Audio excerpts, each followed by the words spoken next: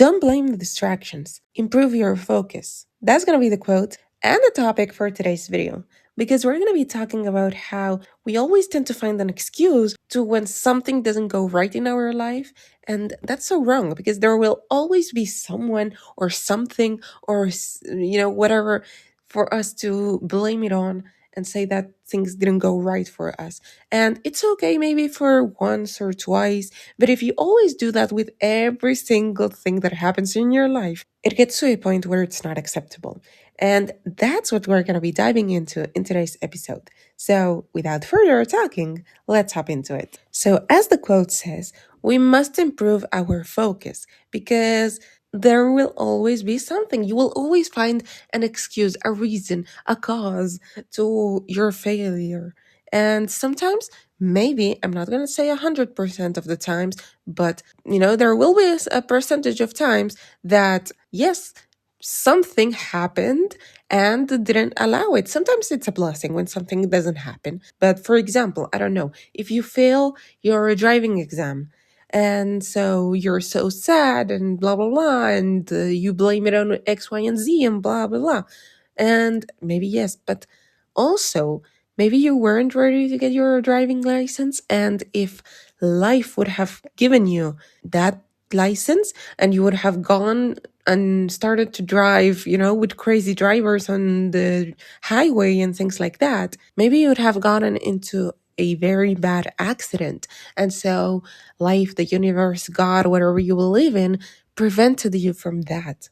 So because you were meant to have that accident and life, God, the universe, whatever, didn't want you to go through that because was trying to protect you from that bad situation, they got you to fail the exam. So it was a blessing in disguise.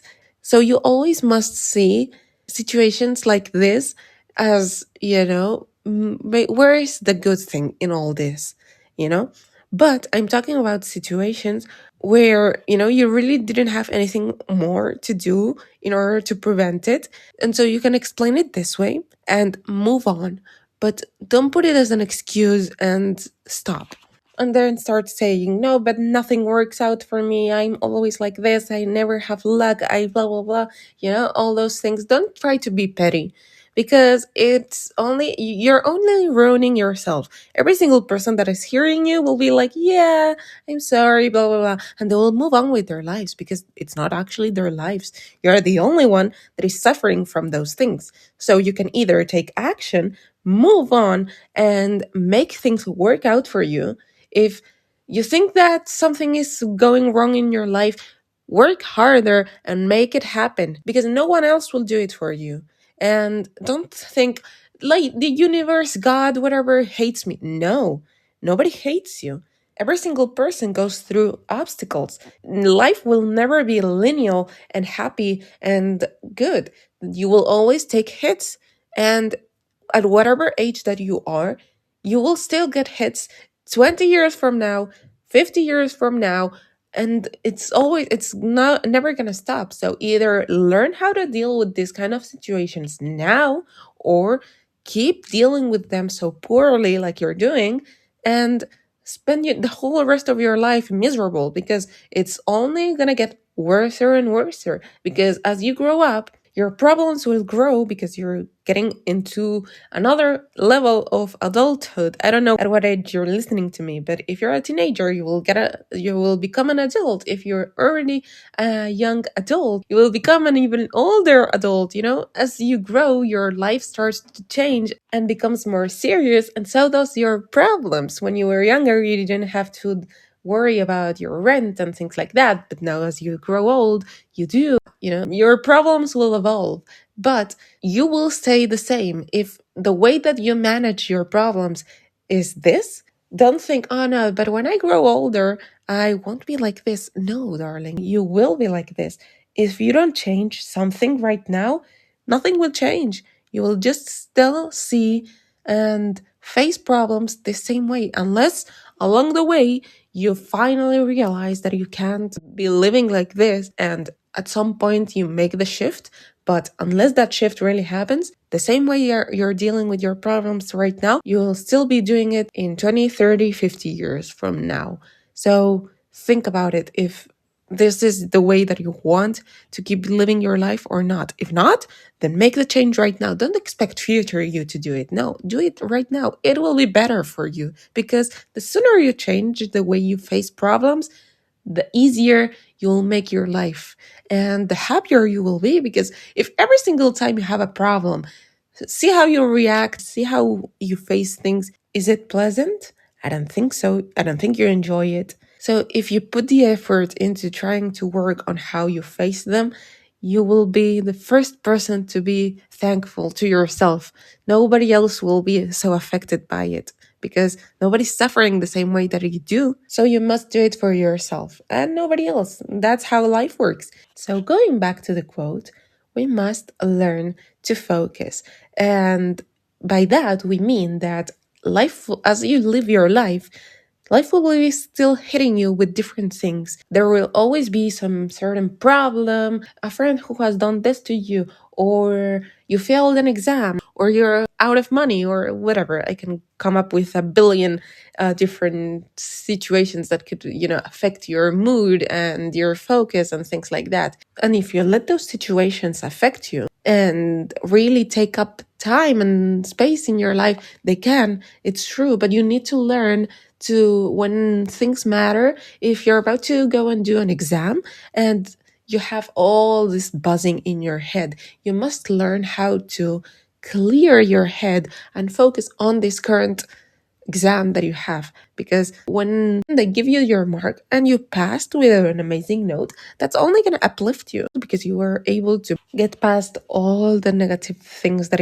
are going on in your life, and you were able to tackle this task and you succeeded. That's only going to give you a tick and something. It's life. It's all about the little details and the little things, and that's like a drop. When we talk about negative emotions, we think about a glass of water that keeps filling up and up and up until the glass overflows, and then we explode and we're at our worst point. But the same thing can apply to our good emotions. It's all about the little drops of good water that you add into that glass of happiness. Even if you're at your lowest point in life, it's the little moments of happiness that you keep adding to that glass of happiness that over time, as that glass starts to fill up, you start to feel better and better and better. So it's all about the little things. It's about cleaning your room because that mess is weighing on you, even if you don't really notice it. It's there. Clean your drawers, anything that is in your life a mess, because your room, your space, your surrounding will be always a reflection of how you're doing. So if you want to improve, if you want to get better, maybe cleaning your surroundings, trying to fix your surroundings will be a good start. And then learn how to manage your focus. If your mind is buzzing, if you constantly have things in your mind, you're always thinking about your problems, you're always thinking what you have to do, what you don't have, your mind is always constantly working, and you feel like every time you try to focus on something, you can't, then learn techniques that allow you to focus. So there are multiple ones. There are some that are, to at this point, when you're trying to focus on something and you can't because your mind is somewhere else, you're really not grounded. So you must ground yourself. You must be present and make your mind understand that, hey, we're right here. I'm sitting at this desk and I'm trying to study. So focus with me on this. So there are multiple techniques to ground yourself.